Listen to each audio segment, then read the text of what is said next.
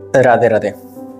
જીવનમાં બધી જગ્યાએ આપણે આગળ વધી જઈએ, બધું જ નામના થઈ જાય, બધું જ સારું કમાવા લાગીએ, સારી સુવિધા મળી જાય, સારું સુખ મળી જાય, સારો પરિવાર મળી જાય, સારું કુટુંબ મળી જાય, બધું જ સારું મળી જાય. પણ એક વસ્તુનું ખાસ ધ્યાન રાખજો, જીવનમાં આ ભૂલ કરીને તો જીવનમાં ગમે એટલા સુખી હશો, તમારા જીવનમાંથી આ દુઃખ ક્યારેય દૂર નહીં થાય. હા, કહેવાનો અર્થ એક સરસ મજાની વાત લઈને આવ્યો છું. જીવનમાં બહુ જ મોટી શીખ આપે છે, જીવનમાં સારું શીખવાડે છે, જીવનમાં બહુ મોટું અચીવમેન્ટ આપે છે કે જે અચીવમેન્ટથી ક્યારે પણ તમારા જીવનની અંદર દુઃખને આવવાની ક્ષમતા, દુઃખને આવવાની તાકાત નહીં હોય. શું વિષય છે? રાધે કૃપા ગોપસેવા. અમારી ચેનલ સબસ્ક્રાઈબ કરજો, લાઈક કરજો, શેર કરજો અને આ વિષય આપને કેવો લાગે જરૂરથી મને કોમેન્ટમાં જણાવજો. આજના સમયની અંદર ભૂલ ઘણી બધી કરે છે.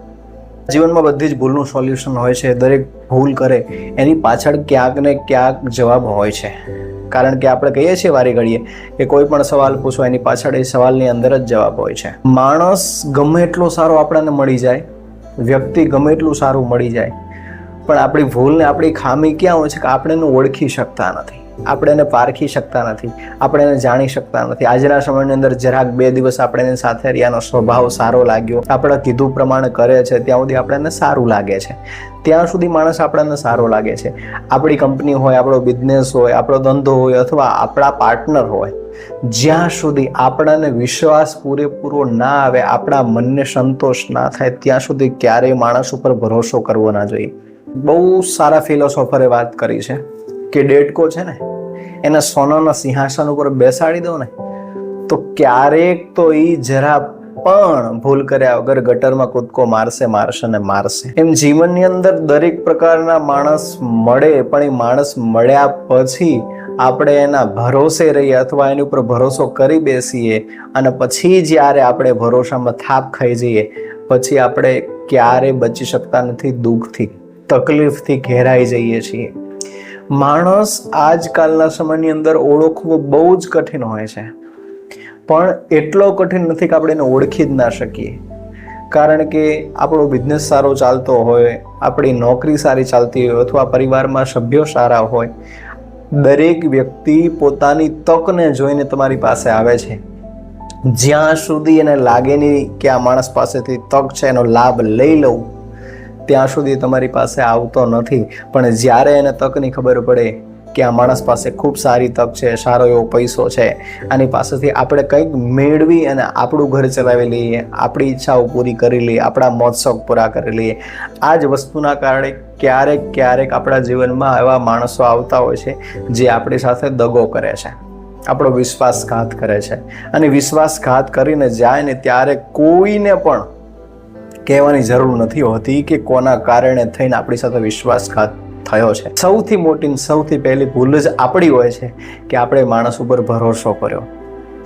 કારણ કે આ જીવનની સૌથી મોટી વાસ્તવિકતા છે કે આપણે ગમે તેવા માણસને 2 દિવસ રહી અને 2 દિવસ સારી રીતે આપણી સાથે વ્યવહાર કર્યો, સારો સ્વભાવ બતાવ્યો, આપણા કામો સારી રીતે કર્યા, આ વિચારના કારણે આપણે એની ઉપર બહુ જલ્દી ભરોસો કરી લઈએ છીએ. બહુ જલ્દી જ્યારે ભરોસો કરીએ ને ત્યારે સમજી લો ક્યાંક ને ક્યાંક આપણા ભરોસામાં ક્યાંક ત્રુટી છે, ક્યાંક ખામી છે. સ્ત્રી હોય, પુરુષ હોય, બાળક હોય, મોટું વડીલ વ્યક્તિ હોય, કોઈ પણ વ્યક્તિ હોય, આજના સમયની અંદર સૌથી વધારે મહત્વની વસ્તુ છે આપણે ભરોસો કોની ઉપર કરવો અને ભરોસો ક્યારે કરી શકાય. ભરોસો સૌથી પહેલા નંબરની અંદર ક્યારે કરવો જોઈએ કે જ્યારે માણસ આપણી સાથે હરેક ક્ષણ, હર પરિસ્થિતિમાં કંઈક એવું કરે છે જે આપણાને સારું લાગે છે, પણ એ સિવાય આપણાને હર ક્ષણ, હર પરિસ્થિતિમાં, દરેક કામમાં આપણી જે નેગેટિવિટી છે અથવા આપણા જે કારણો છે એ જ્યારે બતાવે ને ત્યારે સમજવું કે આપણો સાચો મિત્ર અથવા સારો સગો છે અને એ આપણો પોતાનો છે. ત્યાં સુધી ભરોસો, વિશ્વાસ ના કરી શકાય. કારણ કે જેટલું મીઠું બોલી, જેટલું સારું બોલી અને પછી આપણાને જીતવાનો જે પ્રયાસ કરો છો એટલે સમજી લો કે આપણે એને જાણવામાં ક્યાંક ભૂલ કરીએ છીએ. જે માણસ આપણી ત્રુટિ બતાવે ને એ જ શ્રેષ્ઠ હોઈ શકે. એની પર ભરોસો કરતા પહેલા 10 વખત વિચાર કરવો. પછી પરિવારનો સદસ્ય હોય, ધર્મપત્ની હોય કે ભાઈ હોય કે પતિ હોય, કે સગાવાલા હોય કે મિત્ર વર્ગમાં હોય, કોઈ પણ વ્યક્તિ હોય એની ઉપર ભરોસો કરતા પહેલા 10 વખત વિચારો. કારણ કે આજના સમયની અંદર ભરોસો કરવો ખૂબ કઠિન હોય છે. આ જીવનની સૌથી મોટી વાસ્તવિકતા છે કે આજનો માણસ ખૂબ જલ્દીથી બધા ઉપર ભરોસો કરી લે છે, અને ભરોસો કર્યા પછી એની પાસે દુઃખ આવે, દુઃખ આવ્યા પછી એની પાછળ પસ્તાવો થયા સિવાય આપણી પાસે કંઈ રહેતું નથી. એટલે યાદ રાખવું જીવનની અંદર કે માણસ તમારી તક જોઈ અને પરિસ્થિતિ, સમય, સંજોગ જોઈને તમારી પાસે માણસ આવે છે, અને જ્યારે આપણા જીવનમાં અચાનક માણસ આવે ને ત્યારે સમજી લઉં કે આપણા જીવનની અંદર ક્યાંક ને ક્યાંક ત્રુટિ છે માણસને ઓળખવામાં, અથવા એ માણસને આવ્યા પછી આપણે એને સારી રીતે જાણી શકતા નથી. ક્યાંક ને ક્યાંક આપણી ભૂલ છે કે એ માણસને આપણે જલ્દી એક્સેપ્ટ કરી લીધો છે, અને જ્યારે જલ્દી એક્સેપ્ટ કરીએ છીએ ત્યારે સમજી લેવું કે આપણે 10 વખત વિચારવું છે આ માણસને આપણી સાથે જોડવું કે ના જોડવું.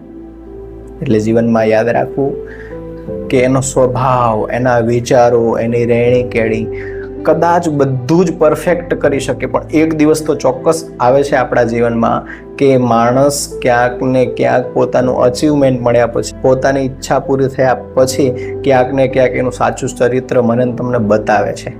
એટલે માણસને ચરિત્રથી ઓળખતા શીખજો, અને સ્વભાવથી અને વિચારધારાથી.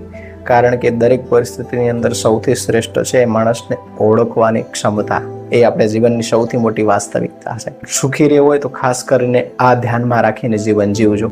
આ વિષય કેવો લાગ્યો જરૂરથી જણાવજો, ને રાધે કૃપા ગૌસેવાધામ મારી ચેનલ સબસ્ક્રાઈબ કરજો, લાઈક કરજો, શેર કરજો. આપ સૌને રાધે રાધે.